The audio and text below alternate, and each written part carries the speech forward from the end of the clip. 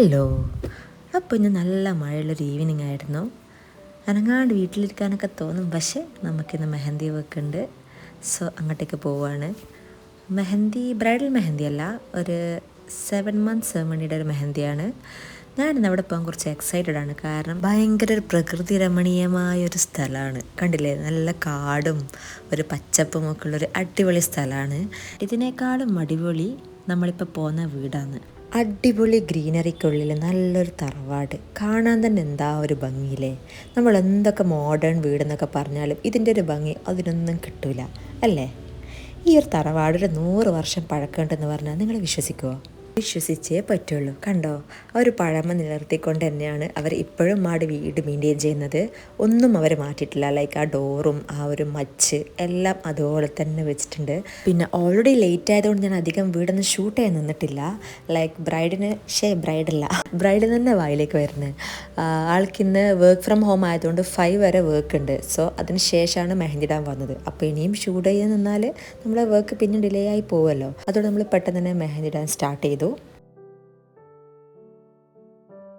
7 months സെർമണിയുടെ mehndi ആയതുകൊണ്ട് ഇതിൻ്റെ ഉള്ളം കൈയിലേക്ക് ക്യൂട്ടായിട്ടുള്ളൊരു മോം ബേബി ഒരു ഇലിസ്ട്രേഷൻ പോലെ ചെയ്തിട്ടുണ്ടായിരുന്നു. ഞാൻ ഇവിടെ വരുന്നത് ഫസ്റ്റ് ടൈം അല്ല ഇത്. ഞാനൊരു 3 വർഷം മുമ്പ് ഇവിടെ വന്നിട്ടുണ്ടായിരുന്നു നവനീതയുടെ ബ്രൈഡൽ വർക്ക് ചെയ്യാൻ വേണ്ടിയിട്ട്. അതിന് വന്നപ്പോഴേ ഞാൻ ഈ തറവാടും പരിസരമൊക്കെ ഇങ്ങനെ നോക്കി നല്ല എൻജോയ് ചെയ്തിട്ടുണ്ടായിരുന്നു.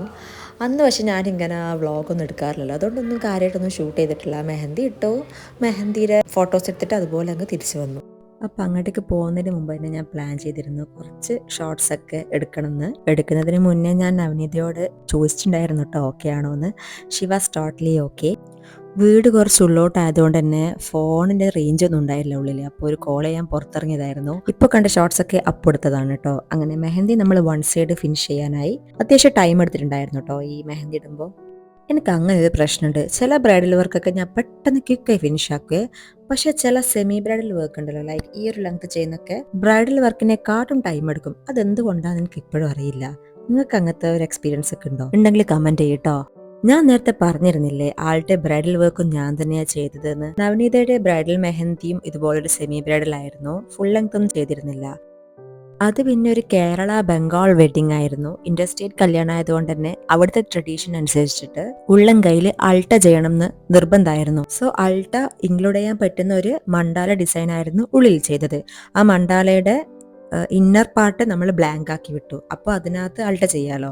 അതിന്റെ ഫോട്ടോസൊക്കെ ഞാൻ ഇതിന്റെ വീഡിയോയുടെ ലാസ്റ്റ് പാർട്ടിൽ കൊടുക്കാം കേട്ടോ. ഇൻസ്റ്റാഗ്രാമിൽ ഇങ്ങനെ ഷോർട്സ് ഒക്കെ ആക്കി ഇടാൻ വേണ്ടിയിട്ട് ഞാനിങ്ങനെ ഇൻ ബിറ്റ്വീൻ കുറേ ഷോർട്സ് ഒക്കെ എടുക്കും. പക്ഷെ മിക്ക വീഡിയോസും എവിടെയും പോസ്റ്റ് ആവാണ്ട് എൻ്റെ ഫോണിൻ്റെ മെമ്മറി നിറച്ച് ഫോൺ തന്നെ കിടക്കും. അങ്ങനെ കുറേ വീഡിയോസ് എൻ്റെ ഫോണിലുണ്ട്. ഈ വീഡിയോ തന്നെ ഞാൻ മെയ് 20th ഷൂട്ട് ചെയ്ത വീഡിയോ ആണ്. ഇതിപ്പോൾ പോസ്റ്റ് ചെയ്യണമെന്ന് വിചാരിച്ചിട്ട് ജൂൺ കഴിഞ്ഞു, ജൂലൈ കഴിഞ്ഞു, ഇതിപ്പോൾ ഓഗസ്റ്റ് പാവും. അപ്പോഴാണ് ഞാൻ എഡിറ്റ് ചെയ്യാൻ തന്നെ ഇത് ആലോചിച്ച് തുടങ്ങിയത്. അങ്ങനെ മെഹന്തി നമ്മൾ പകുതി ഇട്ട് കഴിഞ്ഞു. ഇനി പുറം ഭാഗം കൂടി ബാക്കിയുണ്ട്. ഇതാണ് ഫൈനൽ ലുക്ക്. എല്ലാവർക്കും ഇഷ്ടമായോ? എനിക്ക് ആ മോം ആൻഡ് ബേബി സംഭവം നല്ല ഇഷ്ടമായി. ഇഷ്ടപ്പെട്ടാൽ നിങ്ങൾ കമൻറ്റ് ഇട്ടോ. മെഹന്തി ഇട്ട് കഴിഞ്ഞാൽ പിന്നെ കുറേ വീഡിയോസും ഫോട്ടോസും ഇത് നിർബന്ധമാണല്ലോ. അങ്ങനെ കുറേ ഫോട്ടോസും വീഡിയോസും ഒക്കെ എടുത്തു.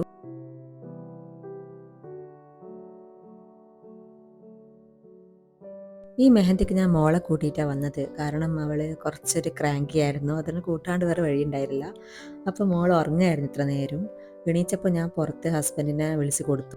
പുറത്തിറങ്ങിയപ്പോൾ നല്ലൊരു ചാറ്റൽ മഴയും ഈ ഒരു ഓടിട്ടൊരു ആംബിയൻസിലൊക്കെ അത് കാണാൻ ഒരു ഭയങ്കര രസമുണ്ടായിരുന്നു കേട്ടോ. ആ ഒരു ഫ്ലവറും ഈ ഒരു വരാന്തിയും ഒരു വേറെ ഒരു വൈബായിരുന്നു. മഴ നോക്കിയിരുന്നാൽ നമ്മളെ വർക്ക് നടക്കില്ലല്ലോ. അങ്ങനെ ഞാൻ വേഗം തന്നെ ഉള്ളിലേക്ക് എത്തി ബാക്ക് സൈഡ് ചെയ്യാൻ സ്റ്റാർട്ട് ചെയ്തു. ഡിസൈൻ എപ്പോഴും ചെയ്യുന്ന പോലെ തന്നെ നേരത്തെ റെഫറൻസ് പിക്ക് ചോദിച്ചു ബാക്ക് സൈഡിലും ചെറിയൊരു ബേബി തീം കൊണ്ടുവരാൻ ഞാൻ നോക്കിയിട്ടുണ്ടായിരുന്നു. ഈ ഡിസൈൻ ചൂസ് ചെയ്തത് നവനീത തന്നെയാണ് കേട്ടോ.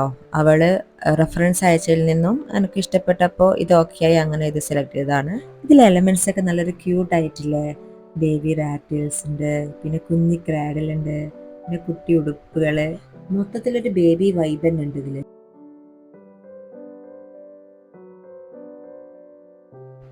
അങ്ങനെ നമ്മൾ 3/4 കഴിഞ്ഞു എന്ന് പറയാ. ഇനി ഒരു സൈഡ് കൂടി ബാക്കിയുണ്ട്.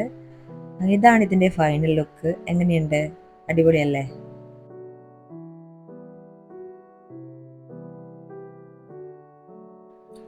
ആൻഡ് ഫൈനലി നമ്മൾ കംപ്ലീറ്റ് ആയി കഴിഞ്ഞു. 4 സൈഡ്സും കംപ്ലീറ്റ് ആയി. ഇനിയിപ്പോൾ നമ്മൾ കുറച്ച് ഫോട്ടോഷൂട്ട്സ് ഉണ്ടാവും, ലൈക്ക് ഫോട്ടോസ് എടുക്കണം, വീഡിയോസ് എടുക്കണം, റീൽസ് ആക്കണം, അങ്ങനെ കുറേ ചടങ്ങുകളൊക്കെ ഉണ്ടല്ലോ. അതിന് കുറച്ച് ഫോട്ടോസും വീഡിയോസൊക്കെ എടുത്തു. ഈ ഒരു ബേബി തീമായിട്ടുള്ള മെഹന്തി എല്ലാവർക്കും ഇഷ്ടമായോ? എല്ലാവരും അഭിപ്രായം കമൻറ്റ് ബോക്സിൽ പറയണേ.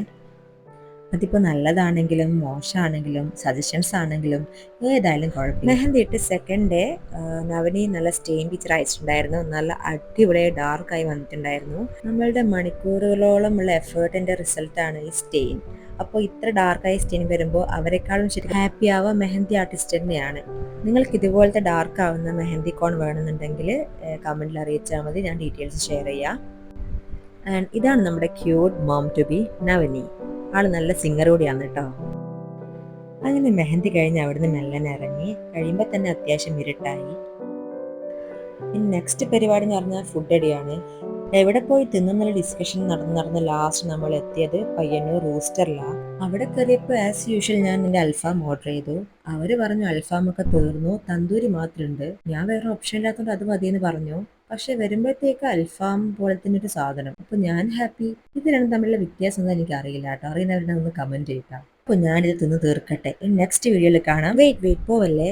നവനിയുടെ ബ്രൈഡൽ മെഹന്തി വീഡിയോ കൂടി കണ്ടിട്ട് പോവാം. ഓക്കെ.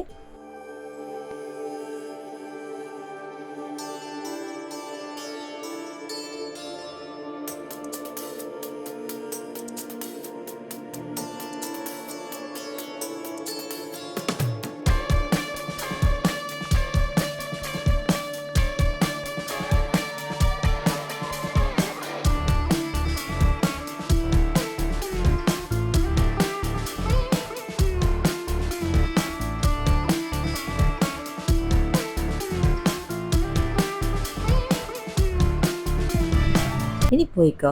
അപ്പോൾ ഇത്രയേ ഉള്ളൂ. ബൈ.